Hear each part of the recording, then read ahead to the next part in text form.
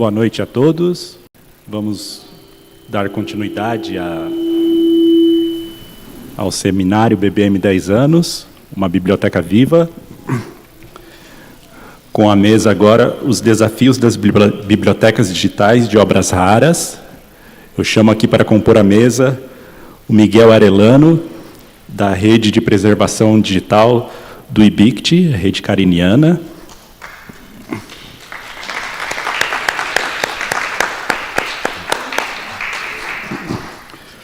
O Otávio Alexandre Oliveira, coordenador da Biblioteca Nacional Digital.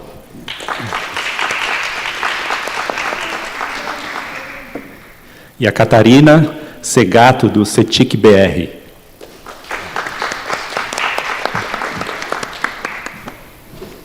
Vamos lá. A Biblioteca Brasiliana Guito José Mindlin é um órgão da Pró-Reitoria de Cultura e Extensão Universitária. Como entidade acadêmica de cultura e extensão da Universidade de São Paulo, configura-se como um centro interdisciplinar de informação e documentação, pesquisa e difusão científica, tendo como finalidade preservar e, ao mesmo tempo, proporcionar irrestrito acesso de seu acervo. A estratégia adotada, ainda lá na Casa do Mindlin, durante a construção deste espaço brasiliana, foi, então, o desenvolvimento de uma biblioteca digital brasiliana. A biblioteca digital da BBM, a BBM Digital, desempenha este papel crucial na divulgação e preservação do acervo da BBM. Ela permite que um número maior de pessoas tenha acesso às obras raras e documentos históricos e literários, independentemente de sua localização geográfica. São mais de 1 milhão de acessos mensais e um acervo digitalizado que cresce constantemente.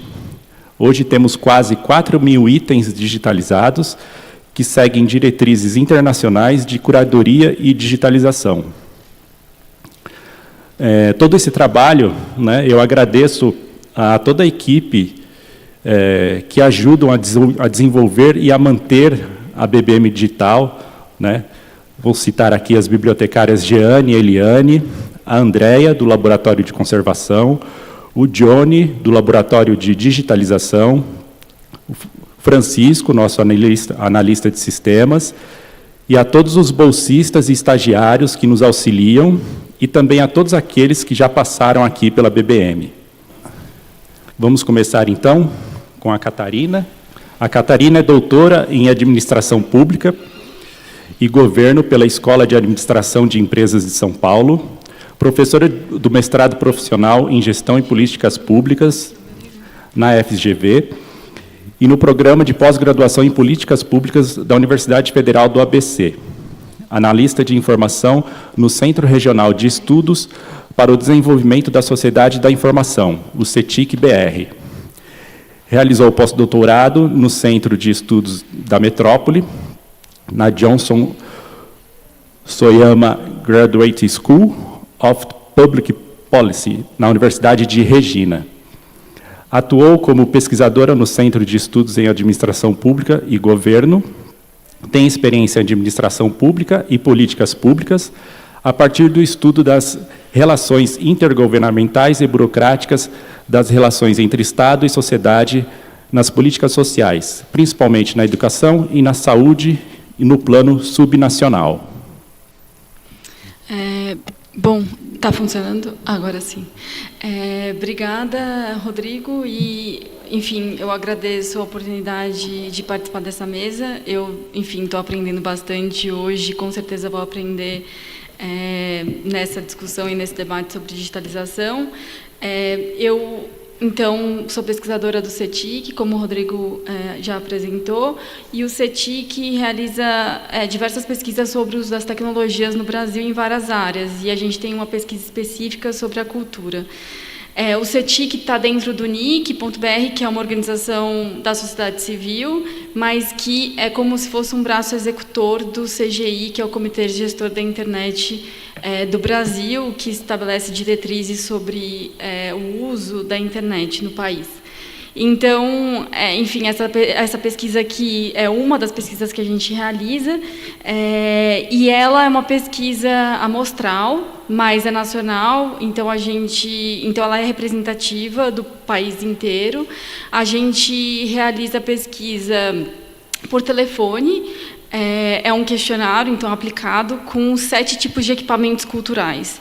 Então, a gente aplica o questionário com museus, teatros, arquivos, bibliotecas, bens tombados, pontos de cultura e cinemas. A pesquisa, para selecionar as amostras, a gente usa o cadastro oficial dos órgãos, então a gente também agradece o apoio dos órgãos. No caso das bibliotecas, a gente usa o Sistema Nacional de Bibliotecas Públicas, então aqui a gente está falando das bibliotecas públicas. No caso de museus, a gente usa o cadastro do IBRAM e de arquivos do CONARC. Eu estou falando desses 3 porque são os 3 que estão no centro do debate sobre acervos, então são os 3 que eu trouxe, a maior parte dos dados aqui hoje. Eu agradeço também a própria biblioteca que participa no grupo de especialistas, tanto validando no planejamento da pesquisa quanto na análise dos resultados, e os outros órgãos, inclusive esses órgãos que eu mencionei, que são responsáveis pelos equipamentos. Enfim, se eu olhar para cá, é porque eu trouxe alguns números que não estão nos slides, mas a pesquisa, os dados que eu vou apresentar hoje foram coletados entre abril e setembro de 2022, então os dados já são do ano passado. Esses dados ainda não foram lançados, então eles ainda não estão disponíveis no site, mas eles serão lançados nos próximos, mês ou 2 meses, e daí a gente disponibiliza todos os indicadores e também os microdados para quem quiser, fazer pesquisa sobre o tema.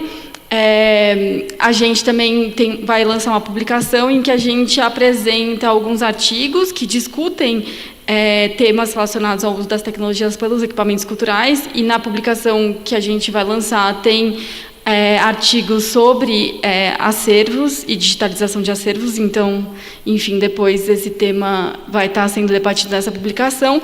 E se alguém tiver alguma dúvida, no final da apresentação tem o meu e-mail, então a gente apoia, para quem quiser usar os dados, a gente apoia e tira qualquer dúvida sobre os dados. Nessa edição de 2022, a gente entrevistou 1.966 equipamentos no total. Então, eu estou apresentando os dados que são representativos, mas é uma amostra, como eu disse, que tem, a gente, claro, selecionar amostras, a gente tem extratos distribuídos no território e entre os equipamentos, justamente para a gente pegar um pouco o quadro do Brasil como um todo. Acho que, sobre a pesquisa mais geral é isso, e daí agora eu vou seguir para apresentar alguns dados. Eu trouxe aqui alguns dados sobre, especificamente sobre acervos, mas a gente coleta dados no nosso questionário. Os primeiros dados que a gente tem, os primeiros indicadores, são sobre o perfil das organizações, então o perfil das instituições culturais, e a gente, então, tem dados sobre as capacidades administrativas, alguns dados sobre capacidades administrativas e financeiras das organizações. O que importa a gente dizer, em primeiro lugar? Primeiro, as bibliotecas, no geral, são bibliotecas públicas municipais. Então, bibliotecas como essa são exceção dentro da totalidade de bibliotecas no Brasil. E arquivos são arquivos públicos que se distribuem entre arquivos federais, estaduais e municipais, e museus estão mais ou menos distribuídos entre municipais, uma minoria estadual e sem fins lucrativos, privados sem fins lucrativos. No geral, eles é um modelo bem público, então, se a gente olhar para esses 3 tipos de equipamentos, com exceção dos museus, que tem uma porcentagem sem fins lucrativos, mas eles estão dentro de uma organização pública, então eles recebem recursos governamentais, então eles acabam, muitos dependendo desses recursos, desses investimentos, porque eles estão dentro dessa estrutura mais pública. A gente também coleta dados sobre a infraestrutura de tecnologia, então acesso e uso, a presença deles na internet e o uso das tecnologias. Então, antes de falar um pouco sobre a digitalização de acervos, eu acho que é importante apontar que a gente tem um contexto em que a internet não está universalizada na maior parte dos equipamentos. E as bibliotecas são as que têm menor acesso à internet, no geral. Esse acesso também é menor em relação ao acesso a dispositivos. Então, o uso de computador e o uso de celular não são universalizados e são menores nas bibliotecas do que a gente encontra em arquivos e museus. Os arquivos são os que apresentam os melhores indicadores, assim, as proporções são maiores sempre no acesso e no uso, tanto da internet quanto desses dispositivos. Quando a gente pensa nos dispositivos, os computadores, no geral, são de propriedade da organização, mas os celulares são, na maior parte, pessoais.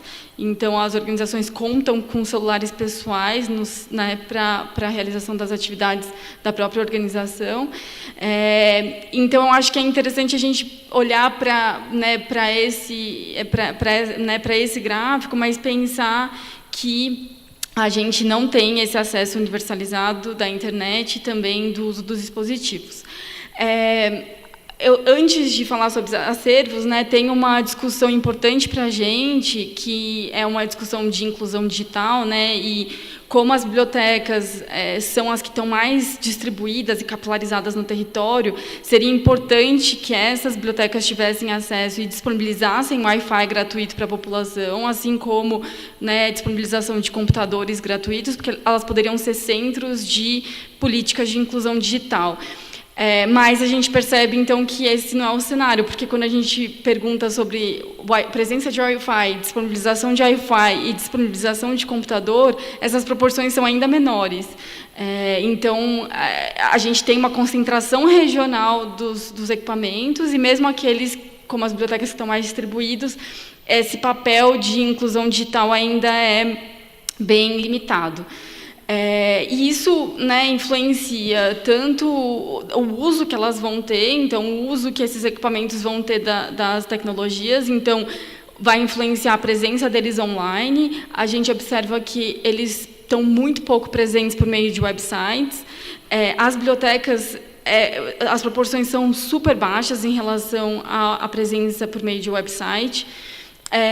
E redes sociais é um pouco maior, as proporções são maiores e cresceu ao longo dos últimos anos. Então, a gente percebe que, como o website muito provavelmente tem um custo maior da presença no website, alguns equipamentos optam por, pelo menos, ter uma página no Facebook, que é a rede mais utilizada por todos os equipamentos, e principalmente por esses.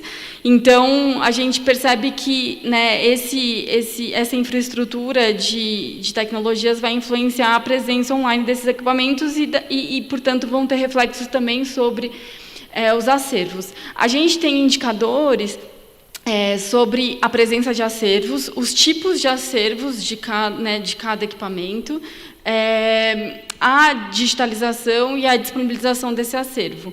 Então, a gente pergunta, aqui eu não trouxe os tipos de acervo, mas a gente pergunta, então, se possui acervo, e se possui acervo, a gente pergunta qual é o acervo. A gente tem alguns itens, e daí, quais são, se digitaliza esse acervo, e quais são esses acervos digitalizados. Então, esses dados estão disponíveis.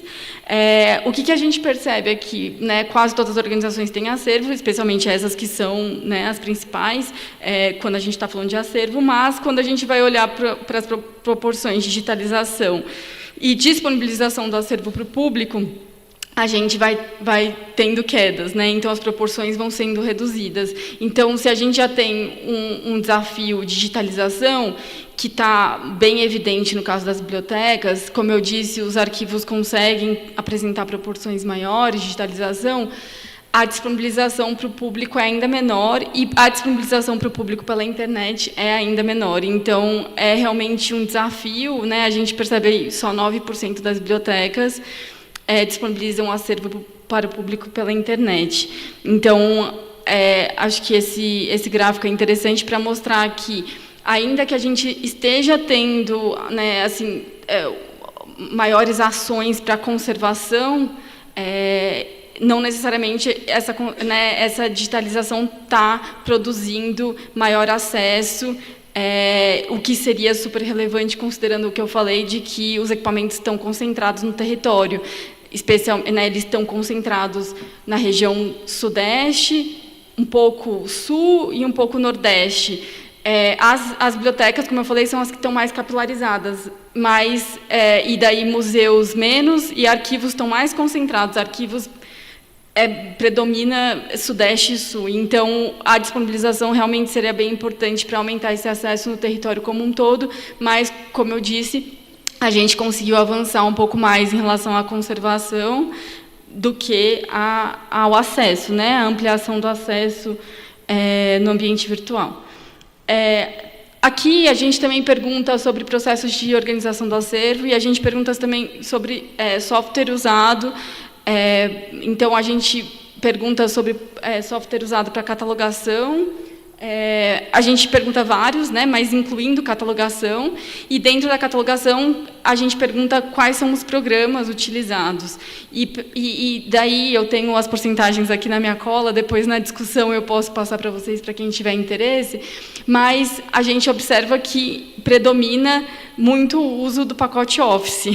Então, na verdade, a gente não tem, né, assim, uma sofisticação muito grande no uso desses softwares. Aqui, os processos de organização, a gente tinha essa pergunta já no passado, e a gente achava que, observava, né, especialmente os especialistas que apoiam a gente, observavam que as proporções eram muito altas. Então, a gente passou a incluir na própria pergunta alguns exemplos sobre, né, assim, sobre programas de catalogação, etc. Então, agora a gente tem proporções um pouco menores, porque a gente inclui esses exemplos. E mesmo assim, enfim, são essas as proporções que a gente tem em relação a quem utiliza processos de organização de acervo. Então, a gente ainda tem muito, né, assim, um caminho grande para avançar em relação a isso. E são processos bem importantes para a gestão. Eu também trouxe a condição de proteção autoral dos itens de acervo, que a gente pergunta, e especialmente porque, assim, isso é especialmente relevante porque, em muitos casos, né, assim, no debate, é mencionado como um fator né, que dificulta a digitalização e a disponibilização desses acervos online. Então, a gente percebe que ainda predomina, né, assim, condição de domínio público e protegidos por direitos autorais controlados pela instituição ou disponíveis por licença de uso aberto. Então, talvez o problema não esteja tanto nos direitos, ainda que, né, os direitos acabam restringindo alguns casos, né, em alguns casos a digitalização e disponibilização, mas parece, assim, na totalidade, talvez esses não sejam as maiores dificuldades. E, realmente, assim, quando a gente pergunta sobre as dificuldades de digitalização, as principais dificuldades são falta de financiamento e falta de equipe capacitada. Essas são as duas principais dificuldades mencionadas pelos 3 tipos de equipamentos, e a gente pergunta, inclusive, a gente um dos itens sobre os direitos. Acho que só travou aqui, sobre a proteção autoral. Então, a gente percebe que talvez o nosso problema seja anterior, né? Assim, muito provavelmente a proteção autoral, a proteção autoral é um problema, mas a gente ainda, né, tem problemas anteriores de ausência, de falta de recursos e de equipe qualificada. E aqui, por fim, eu trouxe um último indicador, que é sobre as formas de disponibilização do acervo. Então, eu havia dito, assim, a disponibilização pela internet, ela se apresenta em menores proporções, né, assim, em relação a quem digitaliza e disponibiliza para o público, mas quando a gente pergunta, então, sobre as formas de disponibilização, muitas estão disponibilizando apenas o local onde funciona a instituição. Então, realmente, isso confirma o que eu havia dito, de que o papel, né, da digitalização como uma forma de ampliação do acesso é ainda bem restrito, dado que as pessoas têm que ir até o local da instituição para consultar o acervo digitalizado. E a gente também precisa lembrar do que eu falei no início, de que as instituições ainda apresentam proporções baixas de website, né, de presença na internet por meio de website próprio ou de terceiros, ou por meio de redes sociais. As redes sociais cresceram, mas também ainda não são todas as instituições que têm plataformas ou redes sociais. Então, assim, acho que eu tentei trazer um pouco o panorama para depois, né, acho que as próximas falas aprofundarem casos interessantes e casos que já conseguiram avançar, mas o panorama do Brasil é ainda, né, muito engatinhando, a gente ainda está, né, assim, experiências como as que a gente vai ouvir, como a da própria biblioteca, ainda são experiências inovadoras e pontuais, se a gente olhar para o Brasil como um todo. E eu acho que vale pensar que essa pesquisa foi coletada em 2022, em que a gente tinha uma situação já pós-pandemia, assim, pelo menos pós-períodos críticos da pandemia, então a gente imaginava que muitos desses indicadores poderiam crescer, mas eles não cresceram tanto, assim, o que mais cresceu foi presença em redes sociais, e a gente também imaginava que a gente fosse ter uma preocupação maior com acesso, inclusive com a digitalização. Contudo, a gente precisa também pensar que muitos esforços, né, por exemplo, de indução e de troca e compartilhamento de experiências, de capacitação, podem ser resultados de uma maior coordenação nacional. E a gente também teve mudanças nos últimos anos em relação a isso, então a gente teve um processo de construção de uma política nacional que sofreu uma certa ruptura nos últimos anos, em que a gente até teve a extinção do Ministério da Cultura. Então, ainda que a gente esperasse um crescimento dos indicadores, a gente também precisa pensar que esse foi o contexto também, e isso afeta as instituições, afeta os recursos das instituições. E daí eu só vou finalizar reforçando que eu acho que instituições como a biblioteca e como as outras instituições também que vão ser discutidas são super importantes, inclusive para construir essa capacidade, né, e não só para avançar em relação à sua digitalização, mas construir capacidade e compartilhar experiências com outras instituições que enfim, que não têm, né, as mesmas capacidades e o mesmo apoio financeiro, ou ainda a priorização disso na sua agenda. Obrigada.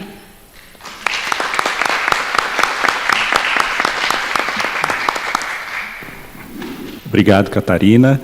Então, o CETIC ele traz, né, esses relatórios a cada 2 anos, então são dados extremamente importantes para as instituições, né, pensarem em estratégias e políticas para lidar com toda essa demanda e necessidade da digitalização, disponibilização de material na forma online, né? Então, é bastante interessante esses dados. É legal dar uma olhada lá no site do CETIC, eles disponibilizam tudo lá. Dando continuidade aqui, eu vou chamar o Olavo Alexandre Oliveira, da Biblioteca Nacional. Ele é bacharel em Biblioteconomia pela Unirio, desde 95, servidor na Fundação Biblioteca Nacional, desde 2006, chefe do Laboratório de Digitalização, desde 2011, e coordenador da Biblioteca Nacional Digital, ABN Digital, desde 2022. Boa noite a todos. Primeiramente, gostaria de agradecer, né, o convite, né, para participar do seminário de comemoração dos 10 anos da Biblioteca Brasiliana Guida e José Mindlin, né?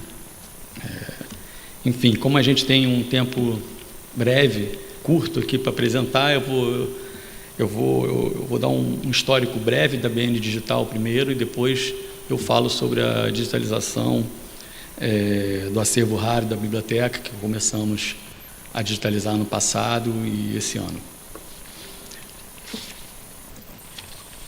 Então, ela foi lançada em 2006, né, com um portal reunindo 3.000 itens oriundos de projetos temáticos, né, de digitalização realizados desde 1998.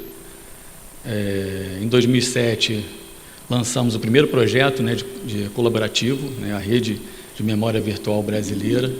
Em 2009, o projeto França-Brasil, um projeto com a Biblioteca Nacional da França, um parceiro importante nosso.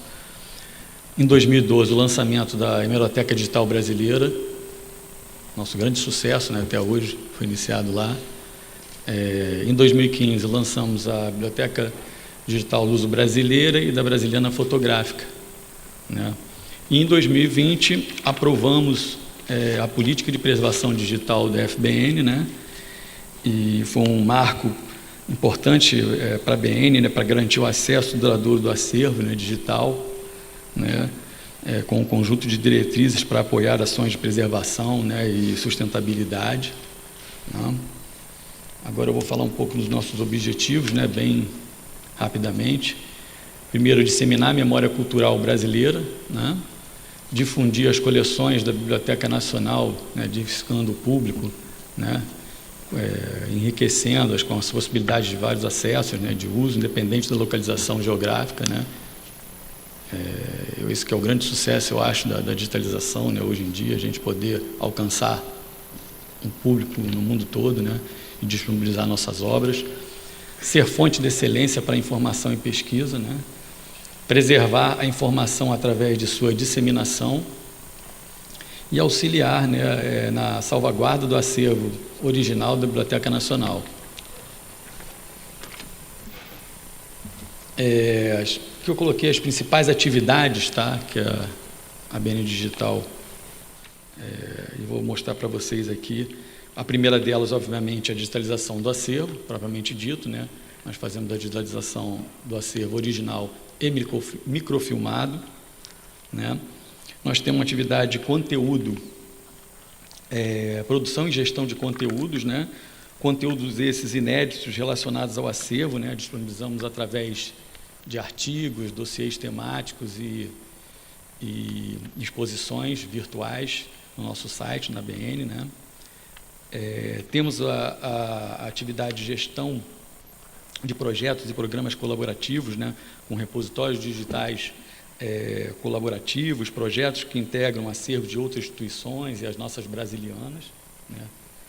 Uma outra atividade nossa é dentro da preservação digital, né, que é a consolidação das práticas de preservação digital.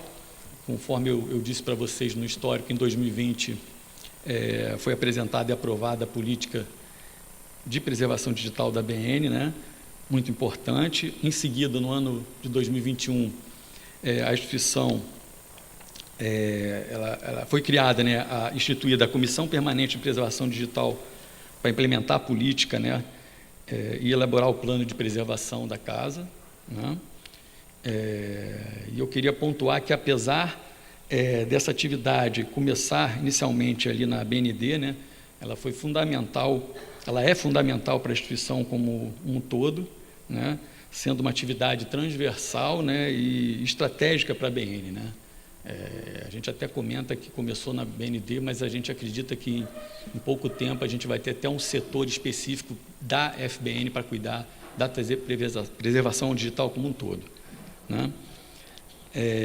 Participamos também, uma outra atividade, de rede de preservação digital. Estamos aqui o Miguel, né, Miguel, como nosso parceiro aí na rede cariniana de preservação. Temos também a rede brasileira de repositórios digitais, a rede Sudeste, que também participamos, né. E a outra atividade é atendimento aos usuários, né, nossos pesquisadores internos e externos, com a nossa área de reprodução de acervo. Aqui, com o aumento, né, das nossas atividades, enfim, a BND, né, foi crescendo, e eu só quis mostrar uma estrutura organizacional para vocês de como ela está hoje, porque ela foi aprovada esse ano. Anteriormente era somente a coordenação e o laboratório de digitalização, ali a seção do laboratório. Então vocês estão vendo aí, tem a coordenação da Biblioteca Nacional Digital, tem ali a seção de laboratório de digitalização, agora nós temos o núcleo de gestão da informação, o setor gestão de programas e inovação, né? Então, isso foi aprovado esse ano, e aqui tem nossos outros quadros de atividade dentro do organograma. Agora eu vou pontuar os resultados nossos, até agora, tá? Nós temos mais de 2,9 milhões de documentos digitalizados. As visualizações de acesso no nosso site vêm crescendo anualmente, né? Hoje, até o mês de abril passado, nós temos mais de 29 milhões de acessos, né? Mais de 41 milhões de páginas digitalizadas, mais de 50 instituições parceiras em programas colaborativos, né? E 903 artigos, 24 dossiês e 32 exposições, todo esse conteúdo disponibilizado no nosso site, né? Esses artigos são reproduções e transcrições de documentos que nós disponibilizamos, tá? Os dossiês são conteúdos originais de texto e imagem, né, sobre temas diversos da história e da cultura nacional, né, que a gente disponibiliza, e as exposições elas são realizadas simultaneamente com as nossas presenciais, né? Todo o acervo que está lá na exposição presencial também é disponibilizada em nosso site. Apesar desses bons resultados, né, que a gente pode ver aqui nesse gráfico, né, o acervo da ABN, eu estava até comentando no intervalo com algumas pessoas, né, ele é imenso, né, e torna-se um grande desafio, né, para a gente poder digitalizar esse grande volume de obras.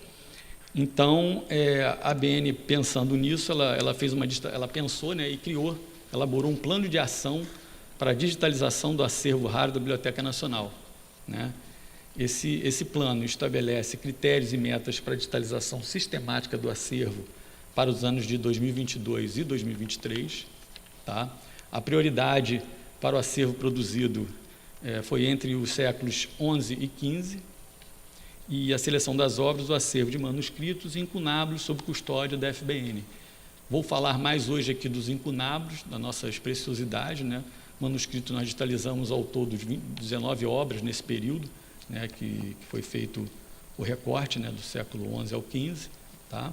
E o que seria esses incunábulos, né?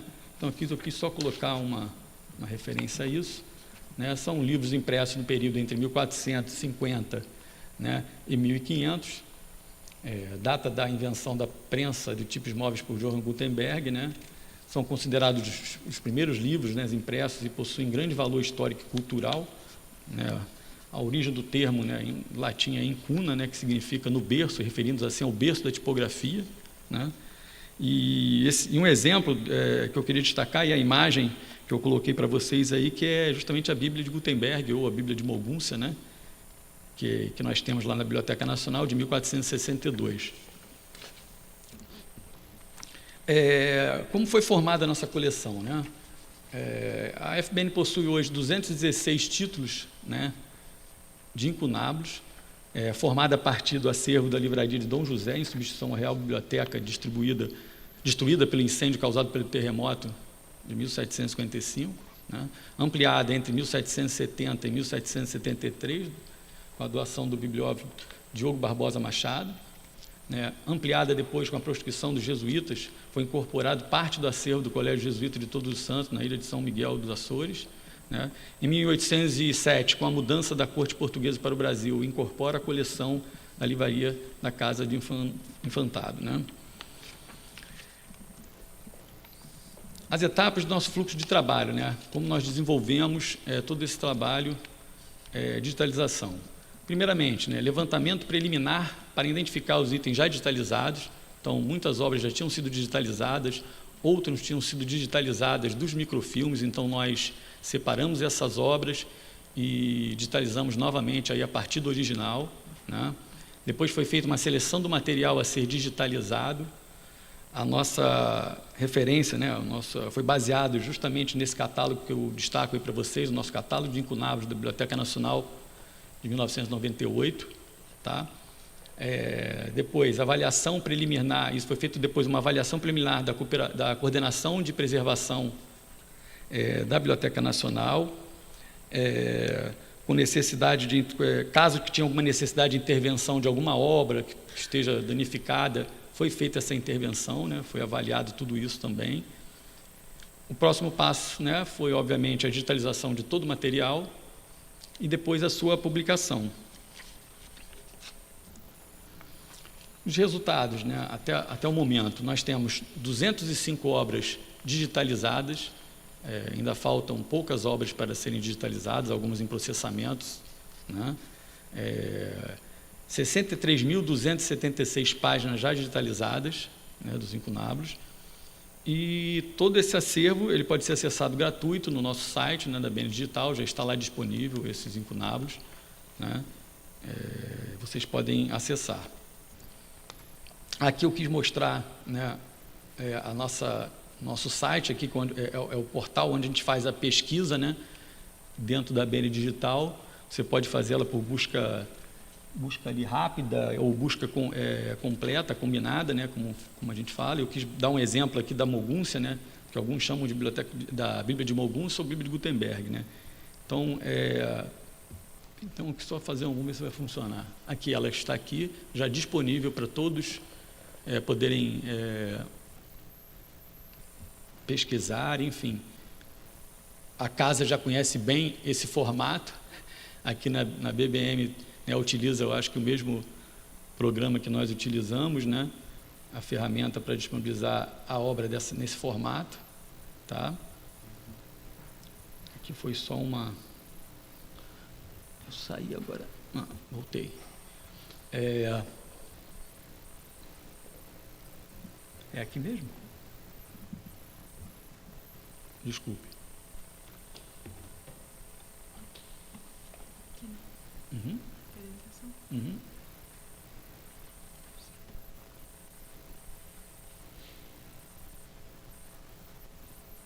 Fui inventar de entrar na internet, imagina se não funciona também, né? Então é isso. Pelo menos não foi a internet, funcionou, viu? Foi outra. E aí eu destaco agora, para finalizar, dois desafios, assim, né? Os principais desafios que eu acho que a gente, né, está tendo, né? A segurança digital com atualização contínua de softwares e armazenamento seguro e confiável, né? Ter uma segurança contínua para conter as invasões hackers, né? É importante, investimento em infraestrutura de armazenamento, né? E o sistema moderno de backup. Ano passado, não sei se vocês sabem, a Biblioteca Nacional, obviamente, isso foi divulgado, nós fomos, né, invadidos por hacker, ficamos mais ou menos uns 3 meses impossibilitado de utilizar o site, né? Conseguimos reverter tudo, não tivemos perdas significativas, né? Porque até os arquivos que nós disponibilizamos não são os nossos arquivos mestres, né? Enfim, mas eu acho que é um desafio a gente estar sempre atualizando e procurando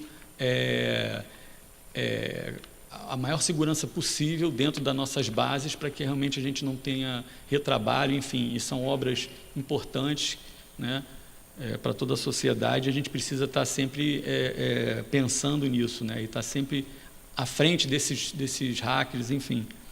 E a outra seria justamente a otimização do processo de digitalização a fim de proporcionar maior rapidez com a qualidade para a disponibilização do grande acervo da FBN, né? Mesmo complementando com a escassez de equipamento e pessoal, né?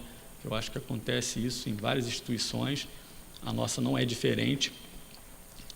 Eu até brinco, eu acho que vai passar séculos até a gente digitalizar nossos 8 milhões de itens dentro da Biblioteca Nacional. Enfim, eu não estaria mais aqui, mas o próximo. Então, eu comento que sempre é um desafio, né?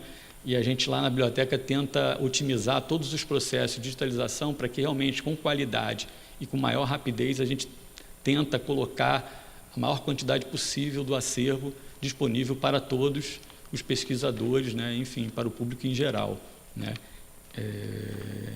Então é isso, muito obrigado. Estão meus dados aqui.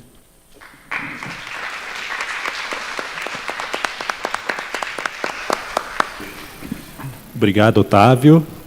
Então, a Biblioteca Nacional aí é uma referência para nós, né, para muitas instituições. Então, é bem importante e interessante ouvir o que vem sendo feito lá e tudo mais. E importante também a gente criar parcerias e trocas de ideias e tudo mais. Continuamos aqui. Agora eu vou chamar o Miguel Arellano, da Rede de Preservação Digital do IBICT, a rede cariniana. Ele formou-se em Antropologia Social no Instituto Nacional de Antropologia e História, mestrado em Ciência da Informação na Universidade de Brasília, doutorado em Ciência da Informação também na Universidade de Brasília. Ele trabalha no Instituto Brasileiro de Informação e Ciência e Tecnologia, o IBICT, desde 97. É tecnologista sênior e coordenador da Rede Brasileira de Serviços de Preservação Digital, a Rede Cariniana, e líder do grupo de pesquisa Dríade. Ele é editor pelo Brasil do repositório internacional UELIS, na área de Ciência da Informação, e da Revista Brasileira de Preservação Digital. Bom, boa noite a todos. É um prazer muito grande estar aqui com vocês novamente. 5 anos atrás estive também aqui e tenho muito boas recordações, principalmente porque estamos em uma instituição, né, que é uma referência nacional também. Eu realmente parabenizo a instituição, a todos os responsáveis pela biblioteca digital, porque realmente ela cumpre todos os requisitos de uma biblioteca digital de obras raras. E isso é muito raro de encontrar, realmente. Minha fala, mais que nada, depois da fala dos colegas, é mais uma reflexão, tá? Considerando um pouco do que já foi feito em termos de pesquisa e também em termos de aplicabilidade de sistemas aqui no Brasil, mas eu vou me focar também nessa área de digitalização um pouquinho, porque acho que essa é uma parte muito essencial, né, na área de obras raras. Acho que esse. Ok. Bom, principalmente porque vamos a falar de algo importante, que é o patrimônio bibliográfico. Patrimônio bibliográfico, que se refere basicamente aos livros raros, antigos, como diz nossa colega Valéria Gauss, né? Eles têm uma condição de patrimônio. Por quê? Porque, ao contrário do que permanece no próprio ambiente, ao contrário dos museus ou dos arquivos, eles pertencem no mesmo lugar, no mesmo ambiente, sim, institucional na sua origem, ao mesmo tempo no caso da transferência da biblioteca particular de colecionador para uma biblioteca institucional. O contexto ambiental não se altera e não há ressignificação do objeto bibliográfico. Isso é diferente do objeto museológico e do objeto arquivístico. O objeto bibliográfico, ele não tem essa ressignificação quando sai do ambiente. Aqui nós temos um ambiente específico para um tipo de objeto.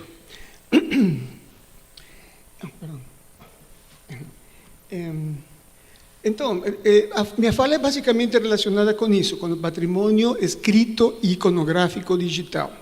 Esse é um patrimônio digital que consiste em recursos únicos de conhecimento e expressão humanos, e muitos desses recursos têm valor e significado duradouros, constituídos, portanto, um patrimônio que deve ser protegido e preservado para gerações atuais e futuras. Isso acredito que todo mundo também tem noção e sabe da importância, né, de que quando uma instituição tem um acervo valioso, tanto para a história da instituição como fora da instituição, do país, né, nós temos uma responsabilidade, né, muito grande de que esse patrimônio seja protegido. Mas aqui também isso também se aplica ao patrimônio iconográfico digital. Sim, mesmo que pareça às vezes impossível, porque o digital está em todos os lados, né? Nós sabemos que isso também tem suas características. Por quê? Porque eles vão formar o que nós temos agora como a memória digital. Uma memória digital que se associa ao universo digital e se caracteriza pela ubiquidade no contexto das tecnologias móveis, dominam a causalidade e as interações voláteis das redes, em paralelo ao quadro temporal em que a memória era prioritariamente reproduzida e processada em espaços sociais mais restritos, embora já afetada por outras tecnologias mediáticas. Ou seja, essa é a característica dos objetos digitais, que eles criam uma memória digital, sim? Mas eles são voláteis, eles pertencem a ambientes que muitas vezes não podemos controlar, sim? Como as nuvens, por exemplo, né? Perdão. Temos, como já foi citado também, a Unesco, né? A Unesco ela nos deu, de certa forma, uma diretriz, já desde 2003, né? Quando fala de que esse universo digital afeta a construção da memória coletiva com suas influências indeterminadas de relações. Mas, como expressa essa carta, né? Ela é um contexto da cultura local, por seus agentes, que prioriza ou que é referência relevante para ser ou não objeto da seleção de preservação. Ou seja, ela tem uma qualidade específica, ela pode ser, em certa forma, controlada, né? Dependendo dos agentes que vão trabalhar nesse manejo desse material, que não deixa de ser um produto cultural também. Outra das instituições que mais tem trabalhado com a parte das bibliotecas digitais de obras raras é a IFLA. A IFLA, como vocês conhecem, né, a associação, ela é a Federação Internacional de Associações de Bibliotecas. Ela já demarcou, em certa forma, o que é uma biblioteca digital e o que ela tem que fazer para criar um ambiente seguro para suas obras digitais, né? Ela deu essas diretrizes para o planejamento da digitalização e ela, nesse texto, ela realmente menciona as 3 partes mais importantes de uma biblioteca digital, que é o acesso, né? Porque elas são para acesso, e também para a criação de coleções, e para a oferta de serviços. Existe aqui uma diferença entre um repositório e uma biblioteca digital. Sim? Se vocês percebem aí, o que seria o repositório, ele não cria serviços, ele apenas disponibiliza a informação, mas também tem um papel importante que está marcado na criação de repositórios, que é a de preservação. A biblioteca digital não tem centradamente a parte da preservação digital a longo prazo. Como a mesma carta da IFLA menciona, no apartado número 8, que seria esse aqui, deixa eu ver. Sim? Nesse apartado número 8 das recomendações da IFLA, ela fala especificamente que as instituições devem desenvolver estratégias para a preservação de longo prazo as suas coleções digitais, especialmente levando em consideração o custo da digitalização, o investimento em equipes e os danos que podem ser causados sobre os materiais raros e únicos. Esta preservação pode ser realizada pela própria instituição, mediante a contratação de serviços especializados terceirizados ou instituições de serviços, ou executada utilizando os modelos de tipo consórcio também. Ou seja, nós vemos aí nesse pedaço apenas da recomendação da preservação de longo prazo em bibliotecas digitais, é de que se cumpram alguns requisitos de preservação, como é um acesso aberto, sim, que muitas tecnologias têm, que sejam também tecnologias abertas, conhecidas pela comunidade, podendo ser também gerenciadas pela própria instituição ou instituições, e por comunidades de usuários, de provedores, de administradores, de técnicos. Esses seriam os requisitos para que exista uma preservação digital. Ela disse também que existem também ainda alguns requisitos normalizantes. Por exemplo, atualmente surge o famoso recomendações para repositórios digitais confiáveis. Sim? Isso se está aplicando muito nos arquivos, né? Mas também pode ser aplicado às bibliotecas digitais. Por quê? Porque eles nos dão umas listas de requisitos que toda instituição deve cumprir para ter um repositório digital confiável. A biblioteca pode ser um repositório digital confiável também. Mas as bibliotecas devem manter sua coleção digital em alta resolução, em servidores de rede regularmente atualizados e ter processos e sistemas necessários para monitorar a integridade dos arquivos ao longo do tempo, armazenar cópias múltiplas em locais geograficamente diferentes e em estratégias válidas de preservação. Essas são as recomendações da IFLA, tá? Deve haver um procedimento no local para avaliar regularmente a necessidade de migrar a coleção e das funcionalidades do próprio software. Ou seja, ele não é apenas a aplicação da digitalização, ele também é a formação dos arquivos, a confirmação de sua autenticidade e também o acompanhamento e validação das migrações. Ou seja, estamos falando de preservação a longo prazo, então precisa-se de um acompanhamento e de um planejamento de migração. Então, bom, isso são apenas para começar algumas preocupações no ambiente digital. Existem muitas preocupações no ambiente digital. Sim? Por quê? Porque, ao contrário das suas contrapartes físicas, nas quais a estrutura, forma, o conteúdo são fixos e inerentemente incorporados. No caso dos registros digitais, são montados sob demanda e reproduzidos sempre que são acessados. Essa é uma das qualidades dos objetos digitais muito difíceis de controlar, sim?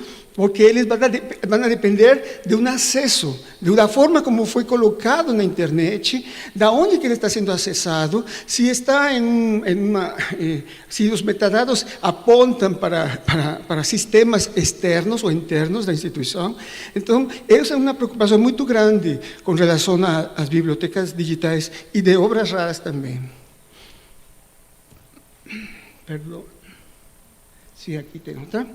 As preocupações no ambiente digital também, aqui continuam, que seria, algumas delas são as descrições, como falei, as descrições contextuais, que tomamos como certas no mundo analógico, em relação à proveniência, à função, devem ser incorporadas aos registros digitais, se quisermos preservá-los. Ou seja, tem uma forma de você conseguir fazer uma descrição da obra digital baseada nos sistemas de classificação, vocabulários e outros sistemas de indexação, sim? Que já existem no mundo analógico, mas no mundo digital eles precisam de mais alguns elementos, e esses elementos às vezes não são contemplados na digitalização. O que acontece? Temos, então, um conjunto enorme de documentos digitalizados, mas com a falta da indexação para a preservação. Vários eventos que participo falam muito sobre essa preocupação, e não só no Brasil, na Europa também. Sim? Eles criaram grandes bancos de acervos digitais, mas não colocaram na parte de preservação digital, e estão tendo que refazer muitas coisas. Outra preocupação, e essa sim é muito grande, é o desafio que é a gravação na nuvem. Sim? Por quê? Porque na nuvem você vai ter que introduzir serviços, sistemas, softwares de terceiros, com intermediários entre o usuário e a coleção digital. Então, aí amplia a preocupação maior de todos os gestores de acervos digitais. Por isso que temos que ter uma consciência clara de que se está fazendo desde o momento da digitalização ou na própria criação dos nativos digitais, né?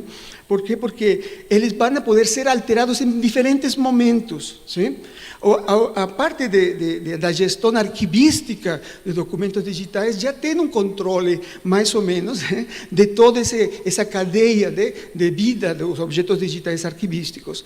No caso da biblioteca, como falei, os objetos digitais, eles têm uma variante, porque eles são acessados sobre demanda. Ou seja, em algum momento, esse objeto que foi visto em uma plataforma é visto de outra forma em outra plataforma, e aí altera, em certa forma, a sua representação. E esse dado tem que estar registrado. Entre essas preocupações, como eu les falei, essa já passou? Sim, já passou. Estaria também uma coisa que foi já confirmada, né? Nenhum arquivo, nem mesmo o da Internet Archives, pode preservar tudo. Isso já foi confirmado. Não temos essa garantia. Ou seja, muita coisa não vai ser colocada em formato digital, da forma correta, então vai se perder. O Internet Archives tem uns mecanismos, umas formas de visualização, de organização dos acervos digitais de obras raras, como é dessa biblioteca, muito interessantes. Ou seja, para os usuários ou pessoas que podem fazer pesquisa, é muito bom fazer dessa forma, sim? Mas a Internet Archives ainda não chegou à oferta da preservação a longo prazo. Ou seja, ela ajuda a arquivar, mas não a preservar a longo prazo. Então, podemos dizer que esses serviços fornecem preservação de longo prazo e acesso contínuo, efímero, armazenado, mas em nuvem comercial. E isso não é muito seguro. Por isso que temos que pensar desde as recomendações da Unesco, de guias para a seleção da herança digital a ser preservada a partir de agora. Nós temos que pensar no planejamento, algo que já foi mencionado também pelos colegas, né? Que um gerenciamento, um planejamento que envolve um gerenciamento também da partir da digitalização até sua guarda a longo prazo em um repositório seguro ou uma rede de preservação, né? Então, os repositórios devem examinar criticamente suas práticas existentes de seleção, captura de imagens, criação de metadados, em busca de ajustes que possam aumentar a produção sem comprometer a usabilidade, claro, né? Isso envolve não apenas estabelecer os processos padrão a serem seguidos na maioria dos casos, mas também permite explicitamente que execuções sejam feitas quando aprovados, sim?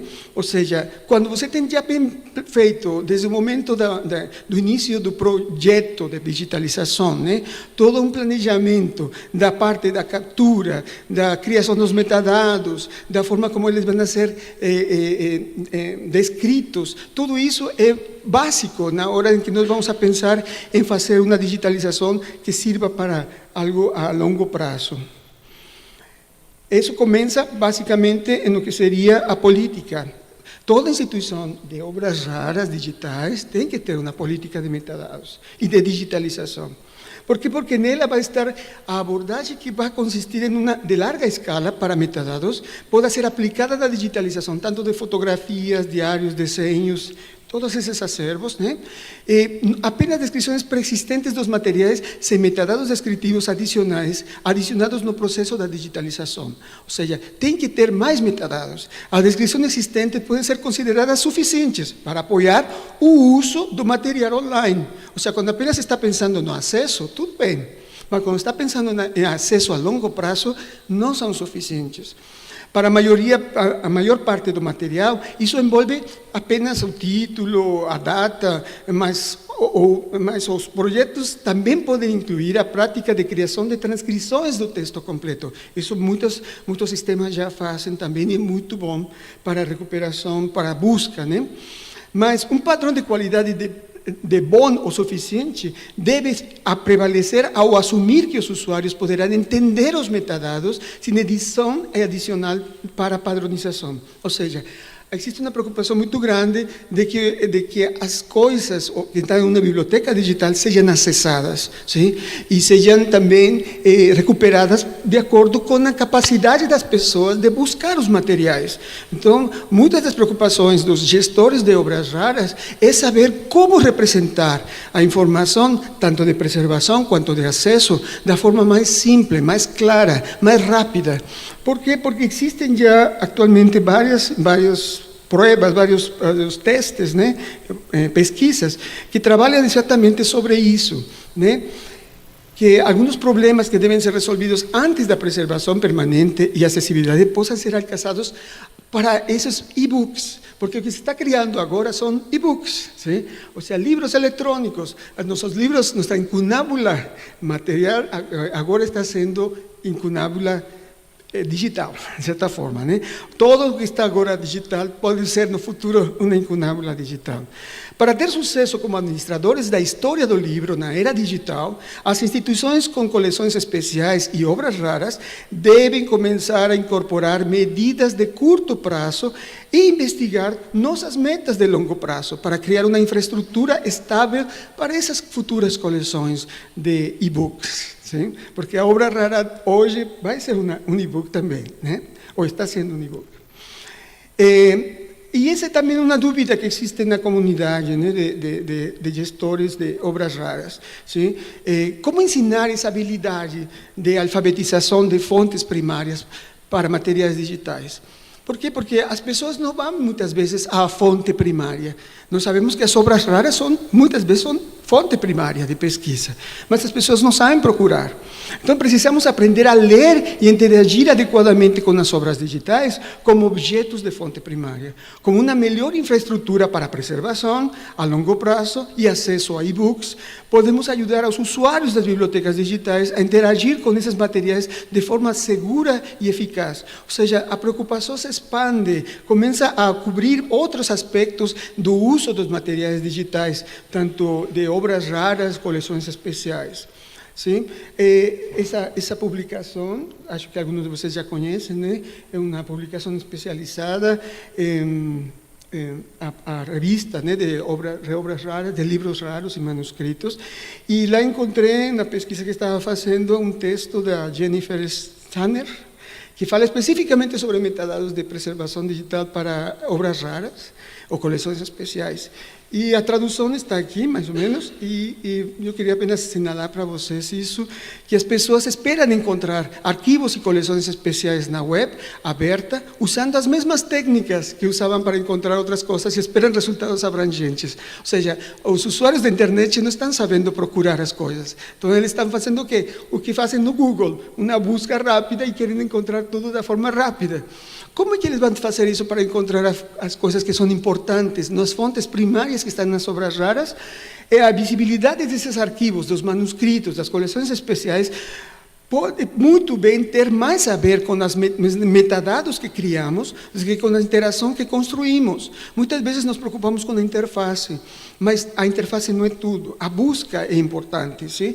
A busca, pelo que estão falando os especialistas, né? Agora que não controlamos mais a busca, porque as pessoas entram na internet e procuram do jeito que elas querem, né?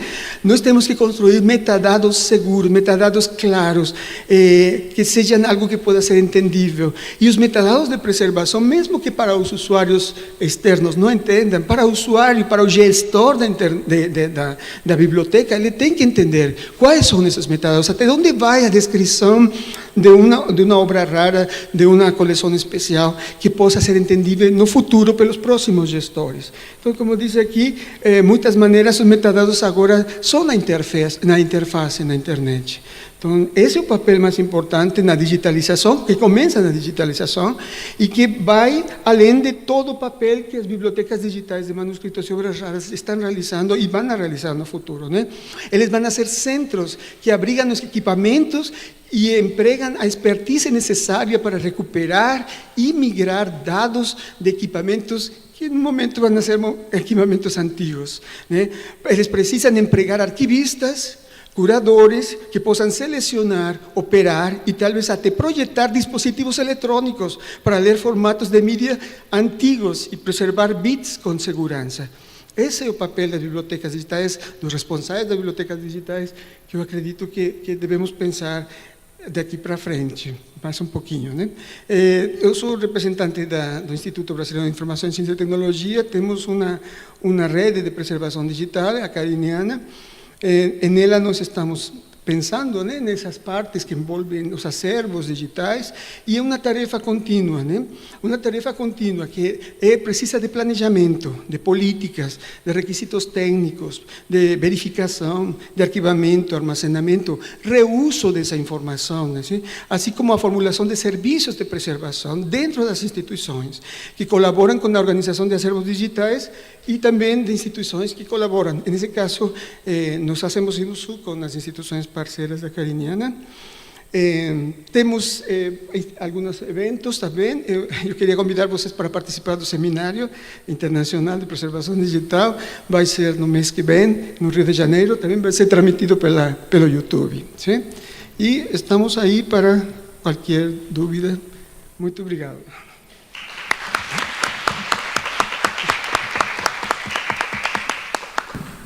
Obrigado, Miguel. Então, muito mais do que apenas digitalizar, a gente precisa preservar aquilo que a gente está digitalizando, né, com políticas, com diretrizes, com trabalho em equipe, e, enfim, é isso. A gente abre para perguntas, se alguém tiver alguma pergunta. Nosso diretor Alexandre Sais. Bom, muito obrigado, então, pelas palavras, pelas apresentações, né, Catarina, Miguel e Otávio. Queria fazer breves perguntas. Acho que a primeira, para a Catarina, eu fiquei, enfim, bastante assustado com os números e a questão das bibliotecas, né? E fiquei me perguntando um pouco, eu acho que você traz um dado que é interessante, né, que eu acho que a biblioteca tem essa capacidade, de fato, de alcance, né? Pequeno município tem uma biblioteca e não vai ter um museu, né? Então, acho que essa concentração desses aparelhos mais complexos produz um pouco essa possibilidade de acesso. Mas, ao mesmo tempo, fiquei pensando no outro lado, que é a questão dos direitos autorais, né? Que, quer dizer, não é qualquer livro que também você pode disponibilizar. Então, eu queria ouvir um pouco, quer dizer, essa relação, né, das bibliotecas como esses espaços, porque me parece que aí a solução para muitas bibliotecas, cujos acervos são os acervos mais de leitura, assim, cotidiana, vão ser, para a sua relação mais digital, vai ser, de fato, né, Facebook, Instagram, tal, que é uma comunicação, enfim, de tentar atrair o leitor mais do que disponibilizar acesso, porque talvez nem possa disponibilizar. Então, queria, né, caminhar um pouco por aí. E eu acho que aqui, com o Otávio e com o Miguel, eu acho que o tema da preservação é um grande tema que nos toca aqui diretamente, né? E aí eu queria fazer uma pergunta em duas direções. Uma que vai um pouco na direção, né, da abundância do material, né? Que gostei da fala do Miguel, quer dizer, eu acho que você traz a relação, quer dizer, não é só a interface e o sistema de busca, mas você precisa também construir sistemas robustos de metadados e etc. E como caminhar um pouco nessa direção, porque, no fundo, estou pensando aqui a biblioteca, né, que a gente é um grão de areia dentro de inúmeros outros acervos, né, digitais, como que a gente consegue manter fidelidade e atração de público para o nosso, quer dizer, estratégias e etc. E o outro é um pouco, né, nesses acervos afins, né, como a Biblioteca Nacional, evidentemente que a biblioteca é muito maior e tem um acervo muito, enfim, que atinge coleções que são muito mais diversas, mas como criar também eventuais comunicações e parcerias. Eu acho que você trouxe o exemplo da Biblioteca Brasiliana Fotográfica, tem a Iconográfica, quer dizer, se esses projetos são projetos hoje vistos com prioridade, porque são projetos que, por exemplo, para nós, são fundamentais para a gente conseguir entrar num circuito de disponibilização daquilo que a gente tem em redes muito mais complexas, né? Então, acho que é um pouco por aí que eu queria encaminhar. Eu queria já ver se mais alguém, a gente poderia talvez fazer mais uma, duas perguntas, se tivermos aqui perguntas. Bom, obrigado pelas exposições, foram super, assim, instrutivas. Queria fazer, assim, uma pergunta pontual para cada um de vocês. Para a Catarina, eu queria, assim, se você pudesse dizer que universo de bibliotecas é esse, assim, desdobrar um pouquinho, né, o que compõe, né, essas bibliotecas, em termos de bibliotecas públicas, bibliotecas escolares, bibliotecas municipais, enfim, se daria para a gente ter um panorama, assim, um pouquinho mais claro do que elas são. Em relação ao Otávio, né, eu queria saber um pouco a priorização, né, dos documentos do século XI ao XIV, né, enfim, dá para entender, quer dizer, né, são, enfim, os mais antigos e provavelmente, assim, os mais ameaçados de uma certa maneira, né, pela própria passagem do tempo. Mas como que fica isso, a digitalização de outros materiais? Quer dizer, isso também é contemplado, quer dizer, nesse programa. E em que velocidade, em que proporção, assim, por exemplo, materiais que me interessam mais particularmente, por exemplo, material do século XIX, né? E aí, nesse sentido, também queria saber da hemeroteca digital, que é realmente um instrumento fantástico, né? Você disse que eu acho que é um grande sucesso, né, da digitalização, a porcentagem de periódicos digitalizados ali, o quanto tem ainda por se digitalizar dessa forma, né, da hemeroteca digital.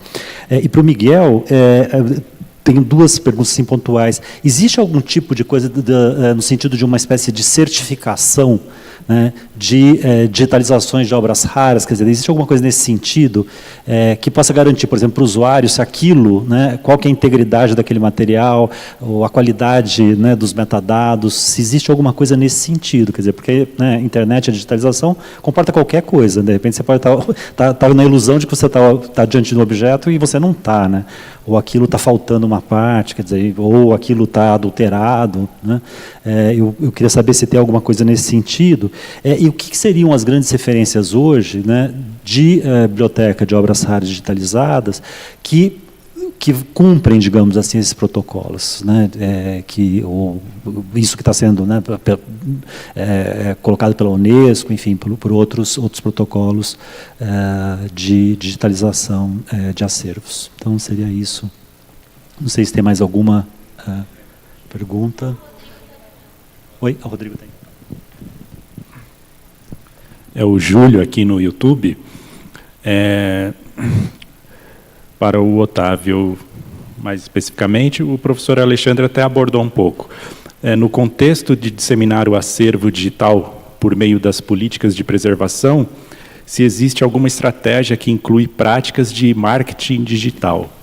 Bom, eu vou começar respondendo sobre... vou responder as duas perguntas. A gente usa o cadastro do Sistema Nacional de Bibliotecas Públicas, então são só bibliotecas públicas, e a maior parte, 95%, são municipais. São bibliotecas de pequeno porte.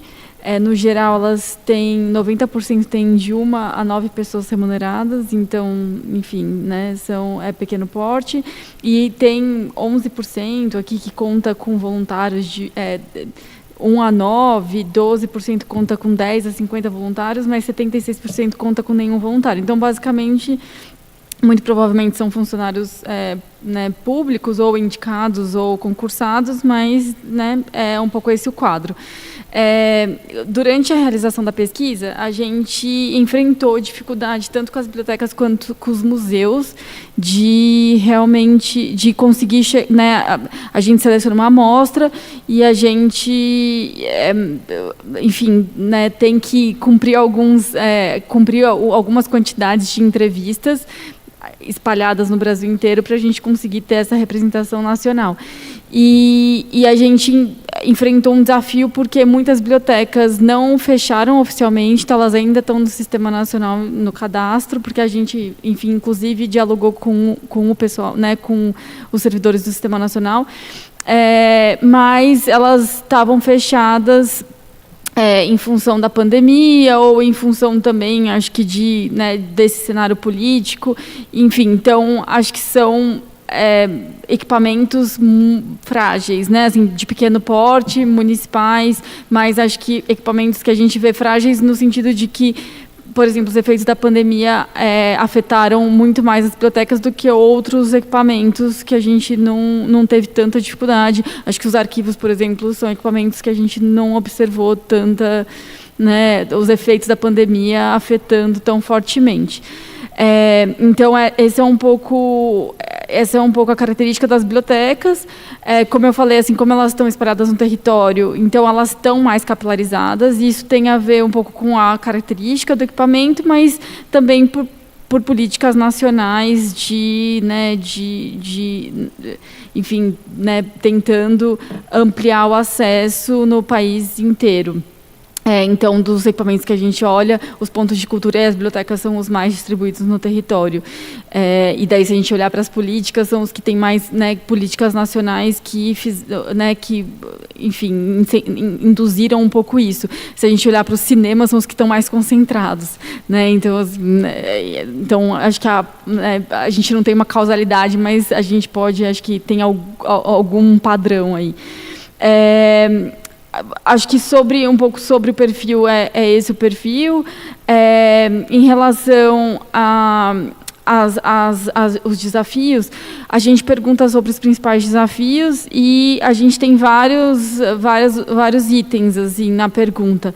Um dos itens é direitos autorais restringem a digitalização, mas ele não aparece como o mais mencionado, e quando a gente pergunta o principal, apenas 3% das bibliotecas apontam que esse é o principal.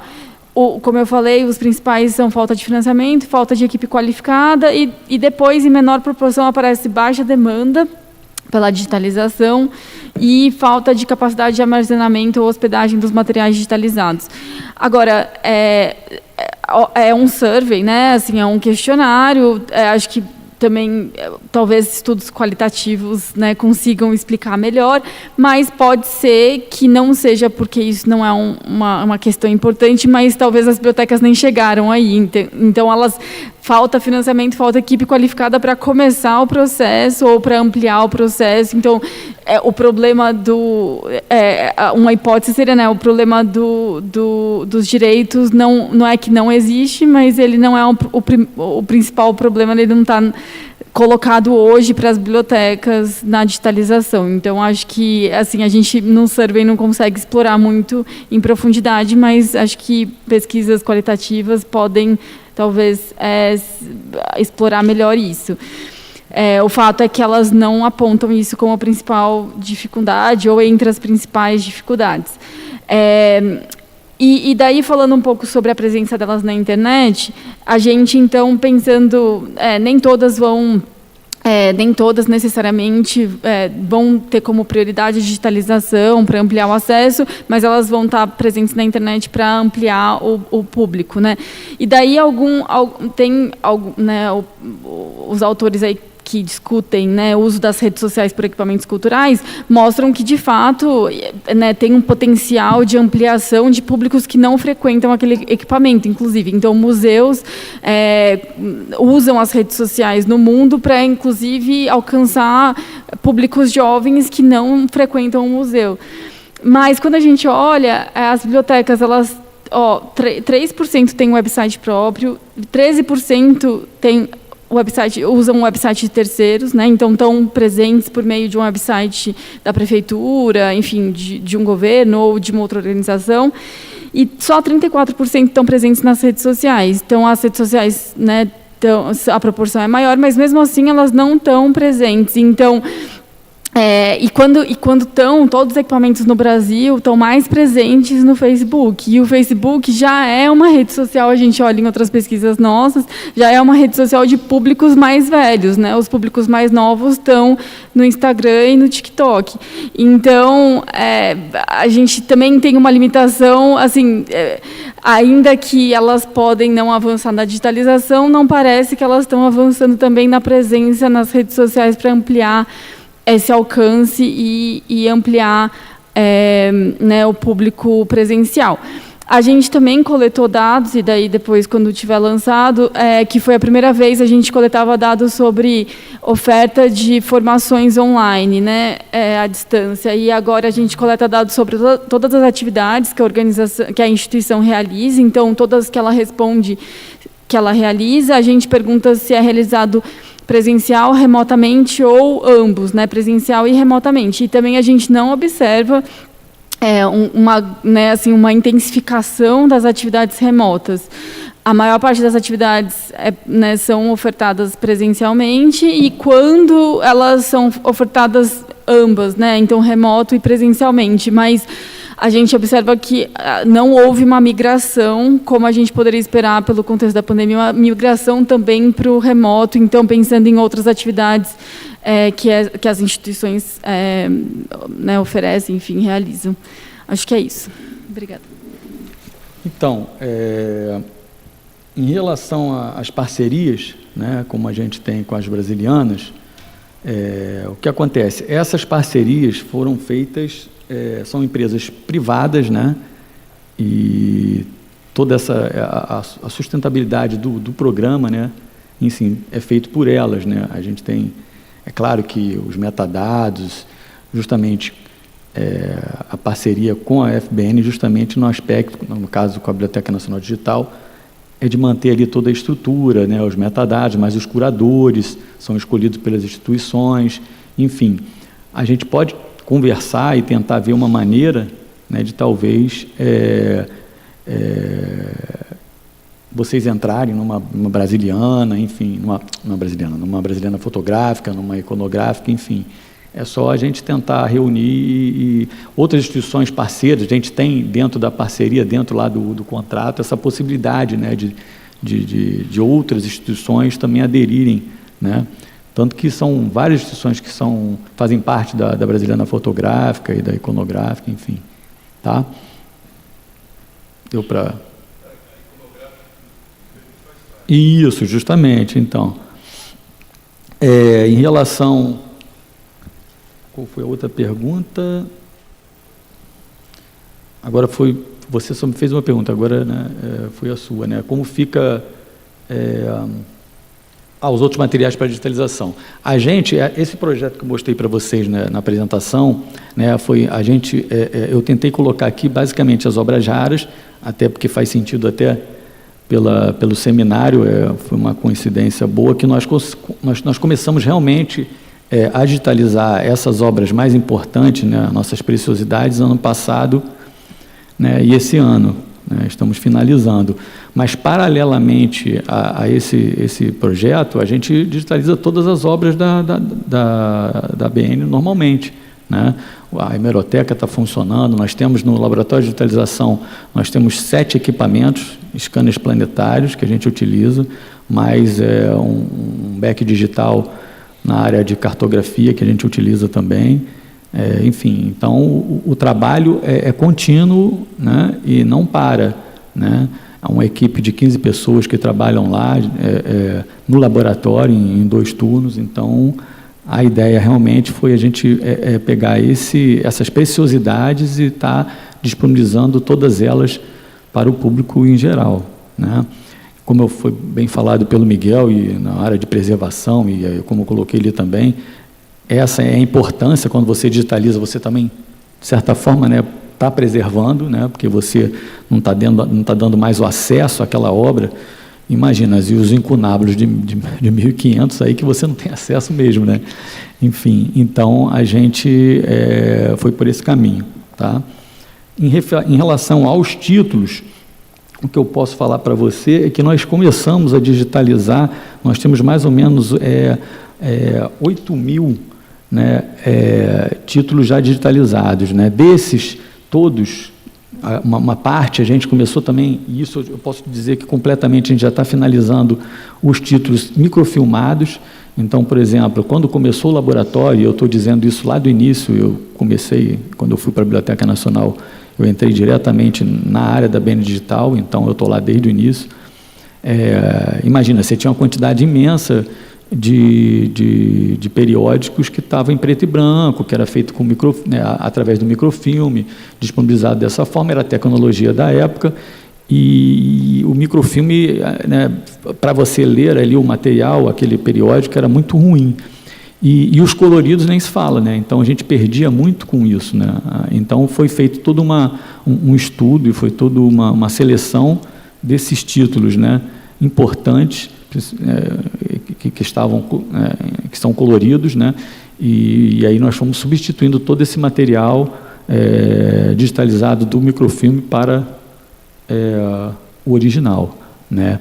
E nós temos também vários títulos que obviamente precisa né, não é público, né, não tem domínio público, a gente precisa de autorização, então muitos ainda foram digitalizados na época, ou estão digitalizados e são só pesquisáveis internamente dentro da Biblioteca Nacional, né? E então acho que é isso, né? Em relação à política do marketing digital, né? Foi na internet. Nós realmente não temos assim um setor específico que cuida disso. O que a biblioteca ABN, principalmente, né, a ABN Digital, ela faz, né, com esses conteúdos que eu apresentei para vocês ali, né, os artigos, os dossiês temáticos, né, as exposições virtuais, tentar o máximo possível a gente tentar divulgar, né, dessa forma, né, a hemeroteca, participando, né, com nossos amigos aqui da Cariniana, como um exemplo, né, na Rede da Memória, também, na Rede da Memória não, na Rede Sudeste, com essas parcerias a gente também tentar aproximar e, ao mesmo tempo, divulgar mais o nosso trabalho, né? Porque sozinho, eu estava até falando, né, que realmente a gente não consegue, né? Então, ainda por cima, hoje, com a escassez, né, de pessoal, de tudo, né, de investimento, então a gente precisa realmente, e dessa forma a gente está conseguindo. A gente coloca no site da Biblioteca Nacional, a gente tem nossas mídias digitais, o Instagram, Twitter, Facebook, todas as redes, né, a gente está tentando sempre colocar as informações, os conteúdos, não só da BN Digital, mas como também da FBN, né, participando de seminários como esse, né, e outros, para tentar realmente divulgar a BN, e é dessa forma que a gente está fazendo no momento.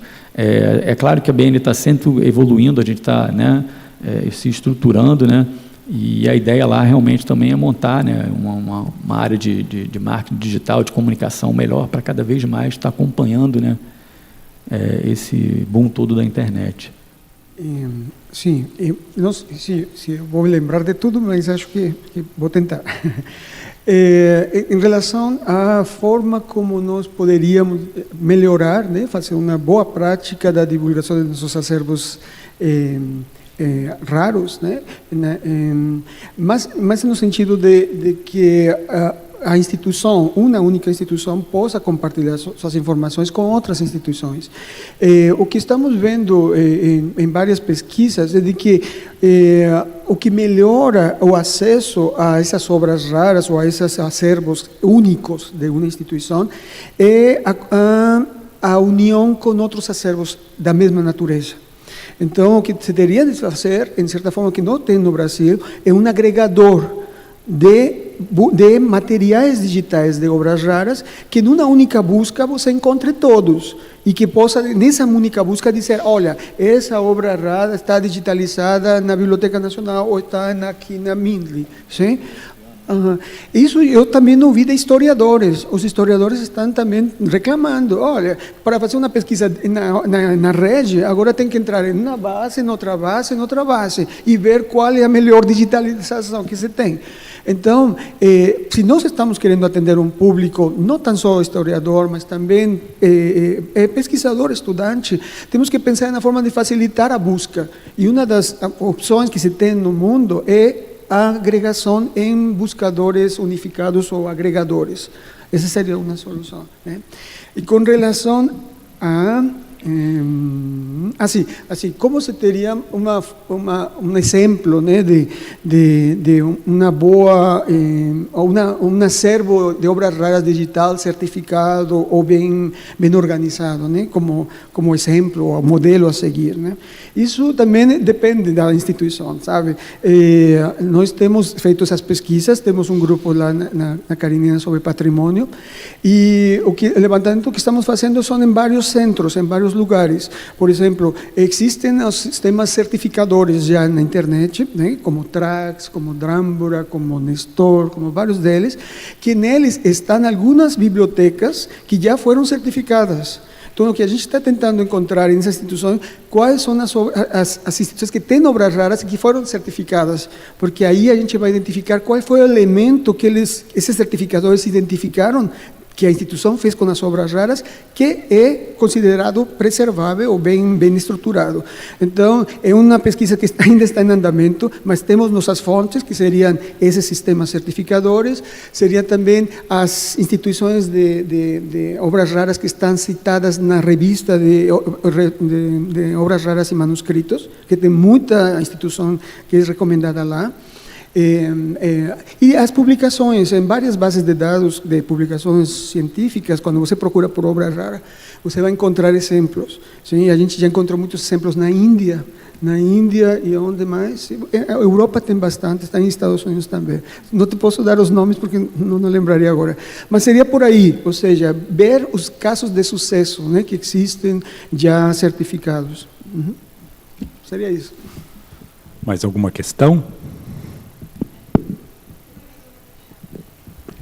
Bom, fechamos então com a seguinte mensagem. Para cada livro preservado e digitalizado, é uma oportunidade de disseminar conhecimento e promover a cultura. Assim, gostaríamos de celebrar estes 10 anos expandindo a famosa frase usada pelo bibliófilo José Mindlin em seu famoso Ex Libris, para expressar sua paixão pelos livros ao afirmar: "Não faço nada sem alegria." Formada por um acervo particular colecionado por décadas, desde 2013, a Biblioteca Brasiliana Gita e José Mindlin, da USP, se expande para o público, oferecendo acesso à cultura e ao conhecimento, movendo a alegria particular de Mindlin para um movimento coletivo e plural. Não fazemos nada sem alegria. Então, obrigado a todos e a todas, e voltamos amanhã. Boa noite.